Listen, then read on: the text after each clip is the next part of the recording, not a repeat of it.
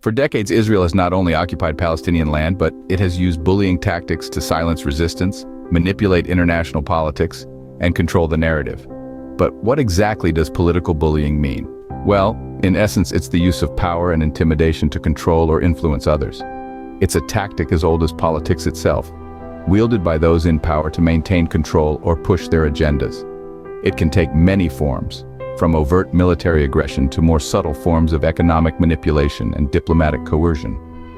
In the context of the Israel-Palestine conflict, political bullying manifests in ways that shape the lives of Palestinians and the international perception of this long-standing dispute. So, how does Israel employ these bullying tactics?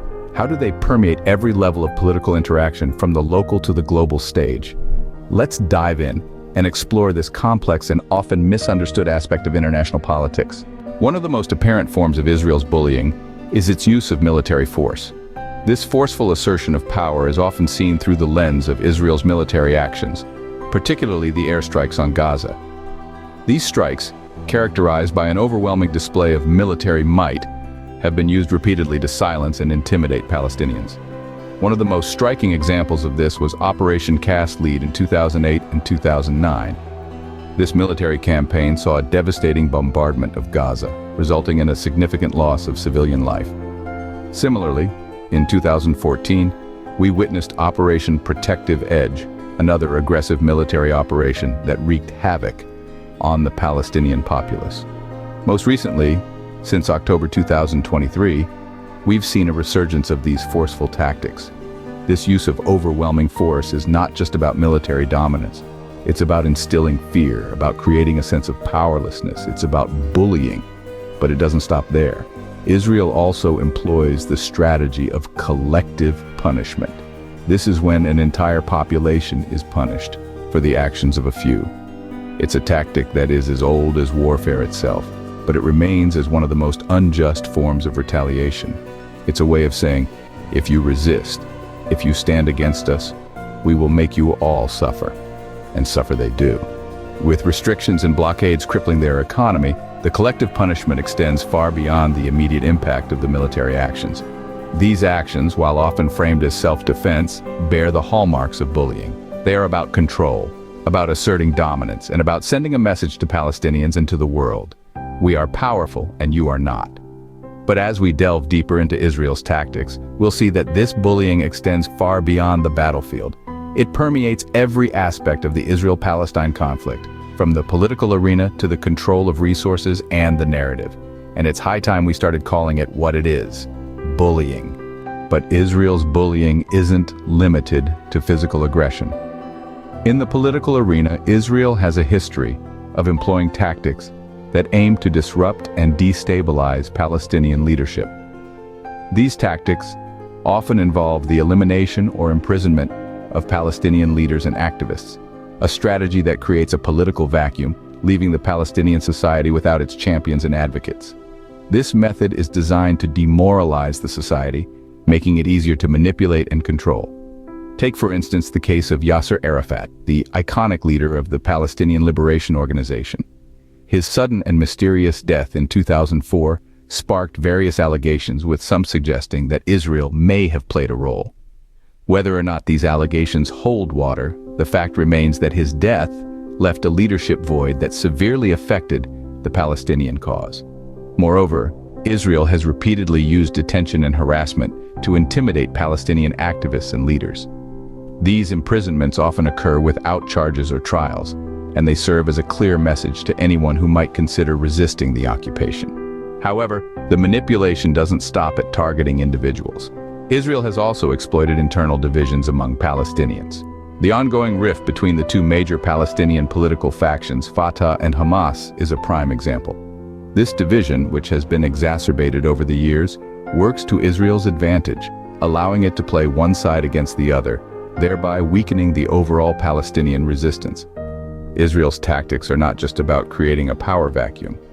They are also about ensuring that those who fill that vacuum are more likely to align with Israeli interests.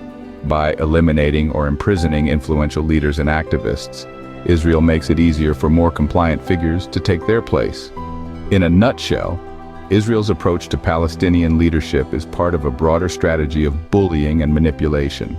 By eliminating formidable leaders, imprisoning activists, and exploiting internal divisions, Israel seeks to control and intimidate Palestinian society. These tactics serve to control and intimidate Palestinian society.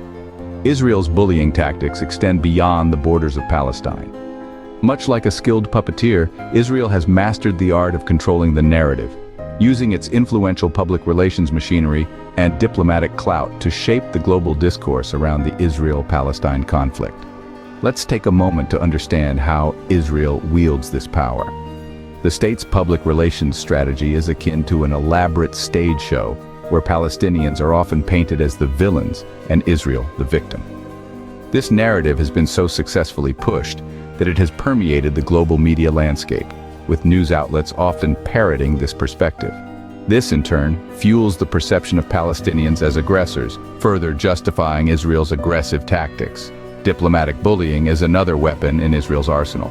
Israel, through its close relationship with the United States, exerts immense diplomatic pressure on the international stage. This isn't just about silencing criticism, it's about coercing other countries into supporting policies that further marginalize Palestinians. Nations that dare to criticize Israel or voice support for Palestine often face diplomatic consequences. It's a high-stakes game of political chess, and Israel has proven itself a formidable player. This strategy isn't just about maintaining Israel's image, it's about ensuring the world sees the Israel-Palestine conflict through a lens crafted by Israel. By controlling the narrative, Israel can justify its actions, deflect criticism, and continue its oppressive tactics unabated. And so, we find ourselves in a world where the narrative of the Israel-Palestine conflict is largely dictated by one side. It's a world where the powerful bully the powerless, not only on the ground, but also in the court of global opinion. Israel's diplomatic bullying serves to silence international criticism and control the narrative. It's a testament to the power of storytelling and the importance of questioning the stories we're told. Economic bullying is another tool in Israel's arsenal. This strategy is often subtle and insidious, yet its effects are devastating and far-reaching. Let's take a closer look at how this unfolds. At the heart of the Gaza Strip, Israel has imposed a blockade, tightly controlling the flow of goods and services. This siege has not only obstructed the entry of essential items, but it's also stifled the economy, leading to widespread poverty and unemployment. The people of Gaza find themselves in a state of perpetual crisis, their lives dictated by the whims of an external force. Moving to the West Bank, we see a different kind of economic bullying. The control of resources. Water, a life-giving element, is a prime example. Despite the West Bank being rich in water resources, Palestinians face severe water shortages. Why? Because Israel controls the majority of the water resources, allocating a disproportionate amount to Israeli settlements while leaving Palestinians parched. Agricultural land, too, is a major point of contention. Israel's control over fertile land has crippled Palestinian agriculture, impacting food security and livelihoods. Farmers find their lands confiscated, their olive trees uprooted, their crops destroyed. All tactics aimed at exerting economic pressure. This brings us to Israeli settlements, an issue that is not only about land theft, but also an economic weapon. These settlements displace Palestinians from their homes, their farms, their places of work. They disrupt local economies, create dependency on Israeli goods, and restrict Palestinian development. In essence, Israel's economic bullying goes beyond mere control of resources. It's an economic warfare designed to weaken the Palestinian economy, increase dependency on Israel, and suppress any form of resistance. These tactics not only infringe upon basic human rights, but they also violate international law.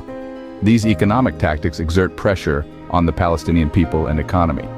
And as we'll see in our next segment, this is just one part of a larger pattern of intimidation and manipulation. Israel's bullying tactics have far-reaching implications. The normalization of relations with Arab countries is a prime example. Under the guise of economic and political incentives, Israel has been able to sway the stance of these nations, altering the dynamics of the Middle East through the Abraham Accords. This isn't just about friendly relations. It's a strategic move to isolate Palestine and silence its voice in the Arab world. On the other hand, Israel's intimidation is not restricted to its immediate neighborhood. Countries that openly support Palestine or criticize Israeli policies face the threat of diplomatic repercussions. From cutting aid and recalling diplomats to imposing sanctions, Israel's response has been swift and severe to any international criticism. This display of power is not just about maintaining control. It's about sending a clear message to the world. Opposition to Israel's policies comes at a cost. The global community is not immune to Israel's bullying. What does this mean for Palestinians and the global community? It means that we all have a responsibility to challenge the narratives we've been given. We must look past the carefully constructed headlines and meticulously molded media portrayals. We must question the dominant discourse and seek a deeper understanding of the geopolitical dynamics at play. It's crucial that we comprehend the implications of these bullying tactics, not just for Palestinians, but for the entire global community. It's about recognizing the power structures that enable such behavior and the international complicity that often goes unaddressed. So, let's dare to question. Let's dare to dig deeper. Let's dare to challenge the status quo, because it's only through asking tough questions that we'll uncover the truth. Remember to question, to challenge, and to seek the truth. If you're intrigued by the unconventional and eager to challenge historical norms, do like, share, and subscribe. And